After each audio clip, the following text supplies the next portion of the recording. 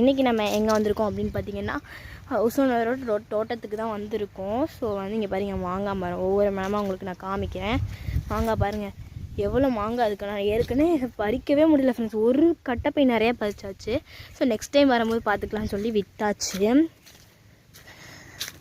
Next வந்து இந்த இருக்குது பார்த்தீங்களா, இது என்ன மரம், இதுவும் அதே மாங்காய் மரம் தான். இதில் வந்து இப்போ தான் வந்து கொஞ்சம் கொஞ்சமாக காய் வந்து காய்க்குது பாருங்கள்.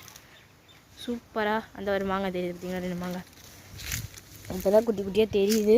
இந்தமாரி தான் வந்து வளரும். பார்த்திங்களா, இந்த இங்கே ஒரு மரம் இருக்குது. இது என்ன மரம்னு எனக்கு தெரியலை. அடுத்து வந்து இதுவும் என்ன மரம்னு எனக்கு தெரியல. இது வந்து வேப்ப மரம். இங்கே பாருங்கள், இந்த வேப்ப மரம்.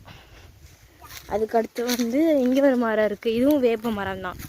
அதுக்கடுத்து இங்கே ஒரு மரம் இருக்குது. இது என்ன மரம் அப்படின்னு பார்த்தீங்கன்னா, இது வந்து மருதாணி மரமோ ஏதோ ஒரு மரம் வந்து நினைக்கிறேன். இது என்ன மரம்னு எனக்கு தெரியல. ஸோ வந்து இந்த இருக்குது பார்த்தீங்களா, அந்த கருவேப்பிலை பாருங்கள் ஃப்ரெண்ட்ஸ், கருவேப்பிலை சூப்பராக இருக்குது பார்த்தீங்களா. சூப்பராக கருவேப்பிலை நல்லா ஃப்ரெஷ்ஷாக காய்ச்சிருக்கு. இப்போ செமையாக இருக்குது பாருங்களேன். வந்து வாழை மரம் பார்த்திங்கன்னா, வாழை மரம் நிறைய மரம் இருக்குது இங்கே. ஸோ இங்கே வந்து வாழை மரம் வந்து நிறையா வளர்த்துருப்பாங்க. அடுத்து நம்ம என்ன பார்க்க போகிறோம் அப்படின்னு பார்த்தீங்கன்னா, நெல்லிக்காய் மரம் தான். பாருங்கள் ஃப்ரெண்ட்ஸ், நெல்லிக்காய் மரம் எவ்வளோ பெருசாக இருக்குது பாருங்களேன். செம்ம நெல்லிக்காய் மரம் நல்லா பெருசாக வந்து வளர்ந்துருக்கு. நிறைய நெல்லிக்காய் நாங்கள் பறிச்சிட்டோம். கீழே இருந்தால் தான் பறித்தோம், மேலேருந்து எங்களால் பறிக்க முடியல. ஸோ வந்து அதை அப்படியே விட்டாச்சு. அதுக்கடுத்து வாங்க ஃப்ரெண்ட்ஸ், இந்த வாழை மரம் காமிச்சேன். அதுக்கடுத்து வந்து இங்கே பாருங்கள் ஃப்ரெண்ட்ஸ், இது அத்திப்பழம்னு சொல்லுவாங்களே, இந்த அத்திப்பழம் தான் ஃப்ரெண்ட்ஸ். இது இந்த பார்த்தீங்களா காய் இந்த இருக்குது. இந்த கொஞ்ச நாள் கழித்து வந்தோடனே பார்த்திங்கன்னா இந்த வந்து பழுத்திருக்கும். நம்ம வந்து பிடிச்சி சாப்பிட்லாம். இதுவுமே வந்து அதே தான், இதுவுமே வந்து அத்திப்பழம் தான். சூப்பராக இருக்குது அத்திப்பழம்லாம். இது வந்து எனக்கு என்ன மரம் தெரியல. இங்கே பார்த்தீங்கன்னா மருதாணி மரம் பாருங்க ஃப்ரெண்ட்ஸ், எவ்வளோ பெருசாக இருக்குன்ட்டு. மருதாணி மரம் இது.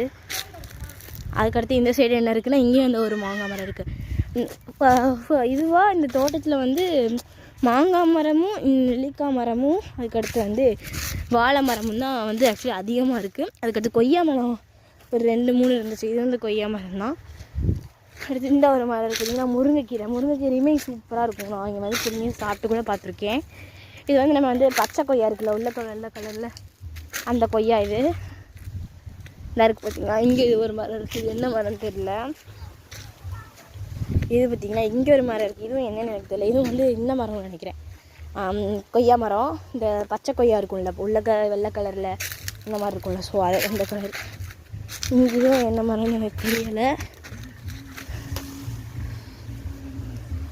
இதுவுமே அந்த மரம் தான், கொய்யா மரம். வெள்ளை கலருக்கு சொன்னேன் இல்லையா, அதான் சூப்பராக இருக்கும் ஃப்ரெண்ட்ஸ். தோட்டம்னா கொஞ்சம் பெரிய தோட்டம் தான், பம்பு செட்லாம் வச்சுருக்கோம். ஸோ வந்து கடைசியாக வந்து இங்கே ஒரு மரம் இருக்குது பாருங்கள். என்ன மரம்னா, அந்த சிகப்பு கொய்யா இருக்குல்ல, சிகப்பு கலரில் நாட்டு கொய்யான்னு சொல்லுவோம் இல்லையா. ஸோ அந்த மரம் தான். இது வந்து சீசன் அப்போ தான் காய்க்கும், அப்போ வந்து பறிச்சிக்கலாம் அப்படின்னு சொல்லி விட்டாச்சு. பாய். இந்த வீடியோ யாருக்காவது பிடிச்சிருந்தா கண்டிப்பாக கமெண்ட் பாக்ஸில் கமெண்ட் பண்ணுங்கள். கண்டிப்பாக என் சேனலுக்கு சப்போர்ட் பண்ணுங்கள். பாய்.